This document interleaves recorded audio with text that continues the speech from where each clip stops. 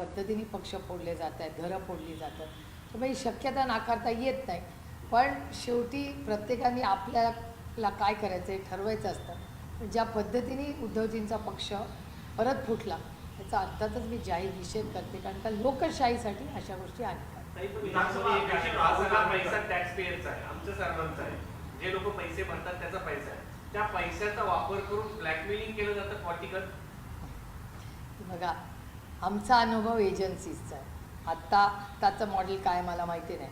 आमच्या काळात काय झालं मला माहिती आहे. आमच्या काळात agency, ice, income tax, CBI आणि ED आणि वॉशिंग मशीन ह्याच्यावरच त्या काळातल्या आमचा पक्ष फोडला तेव्हा काय काय झाले उभ्या महाराष्ट्राने देशाने पाहिलं.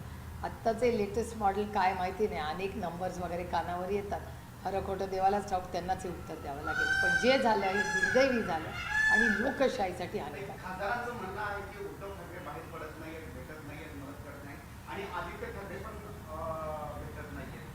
उद्धवजींबद्दल मी तुम्हाला गॅरंटी देऊ शकते, उद्धवजी भेटतात आणि कशाला तुमच्याच चॅनलवर रोज दाखवतात ना की उद्धवजी कुठे गेले, काय गेले, ते बाहेर जातात, त्यांचे पक्षाचे कार्यक्रम. त्याच्यामुळे उद्धवजी भेटत नाही ह्याच्यात काही तथ्य नाही.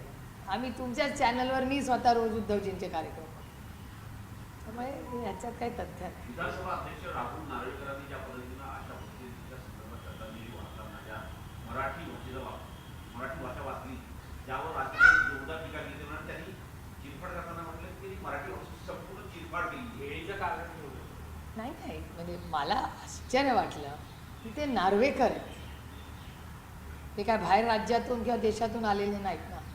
आणि आशाताईंबद्दल आणि मराठी भाषा, तुम्ही स्पीकर आहात, अध्यक्ष आहात विधानसभेचे, त्यामुळे मला धक्कादायक होतं त्यांचं ते सगळं तुमच्या चॅनलवर पाहून आणि खूप वाईट वाटलं. ज्या मराठी भाषेला आम्ही आमची आई समजतो, आमची ओळख समजतो, आमचा आत्मा आहे, त्या मराठी भाषेची ज्या पद्धतीने चिरफाड झाली अतिशय दुर्दैवी आणि त्याचा मी जाहीर निषेध करते. आणि मराठी येत नसेल तर क्लास लावा, उशिरा का होईना. काही अयोध्येमध्ये जे लोक दान करतात त्याच्यामध्ये घोटाळा झाला आहे. दुसरीकडे उज्जैन महाकालची भूमी आहे, त्या भूमीमध्ये देखील त्या जमिनी विकत घेण्याचं काम तिथले मुख्यमंत्री करत आहेत आणि दोन्ही हिंदूंची श्रद्धास्थळं आहेत, श्रद्धाशक्ती आहेत, त्या ठिकाणी मोठे घोटाळे भाजपच्याच लोकांकडून केले जात आहेत असे आरोप होत आहेत. कालच्याच एका मोठ्या वर्तमानपत्रात ही सगळी माहिती, त्याचे कागदपत्र आलेत. मी स्वतः पार्लमेंट सुरू झाल्यावर याची इन्क्वायरी मागणार आहे. अयोध्या टू उज्जैन हा जो भ्रष्टाचार आहे, दोन्ही आमच्या सगळ्यांसाठी आणि प्रत्येक भारतीयासाठी प्रचंड श्रद्धेची स्थान आहे. आणि ह्याच्यामध्ये जर भ्रष्टाचार होणार असेल तर त्या मुख्यमंत्र्याचा तातडीने राजीनामा घेतला पाहिजे. मध्य प्रदेशच्या मुख्यमंत्र्यांनी राजीनामा दिला पाहिजे, कारण का प्रधानमंत्री म्हणायचे न खाऊंगा न खाने दूंगा. त्याच्यामुळे जो आरोप झाला आहे, मला तर वाटलं होतं की आरोप झाल्यावर मुख्यमंत्री स्वतःच म्हणेल की माझी पारदर्शक इन्क्वायरी करा. जर त्यांनी काही केलेलं नसेल तर त्यांनी थोडे दिवस बाजूला व्हावं, त्याची इन्क्वायरी व्हावी. पण मध्य प्रदेशच्या मुख्यमंत्र्यांनी राजीनामा दिलाच पाहिजे अशी आमची आग्रहाची भूमिका राहील. Okay, thank you.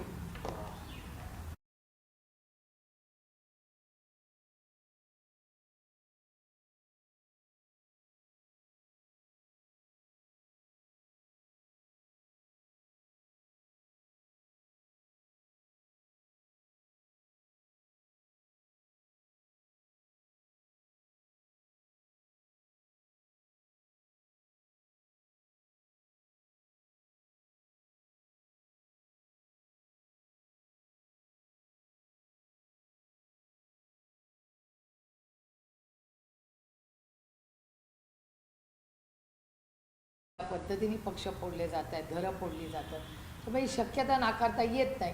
पण शेवटी प्रत्येकाने आपल्याला काय करायचं हे ठरवायचं असतं. ज्या पद्धतीने उद्धवजींचा पक्ष परत फुटला याचा अर्थातच मी जाहीर निषेध करते, कारण का लोकशाहीसाठी अशा गोष्टी हानिकारक. पैसा टॅक्स पेयरचा आहे, आमच्या सर्वांचा आहे. जे लोक पैसे भरतात त्याचा पैसा आहे, त्या पैशाचा वापर करून ब्लॅकमेलिंग केलं जातं पॉलिटिकल. बघा, आमचा अनुभव एजन्सीजचा आहे. आत्ताचं मॉडेल काय मला माहिती नाही. आमच्या काळात काय झालं मला माहिती आहे. आमच्या काळात agency, ice, income tax, CBI आणि ED आणि वॉशिंग मशीन ह्याच्यावरच त्या काळातल्या आमचा पक्ष फोडला तेव्हा काय काय झाले उभ्या महाराष्ट्राने देशाने पाहिलं. आत्ताचे लेटेस्ट मॉडेल काय माहिती नाही, अनेक नंबर्स वगैरे कानावर येतात, खरं खोटं देवालाच ठाऊक, त्यांनाच हे उत्तर द्यावं लागेल. पण जे झालं हे दुर्दैवी झालं आणि लोकशाहीसाठी हानिकारक. खासदारांचं म्हणणं आहे की उद्धव ठाकरे बाहेर पडत नाहीये, भेटत नाहीये, मदत करत नाही आणि आदित्य ठाकरे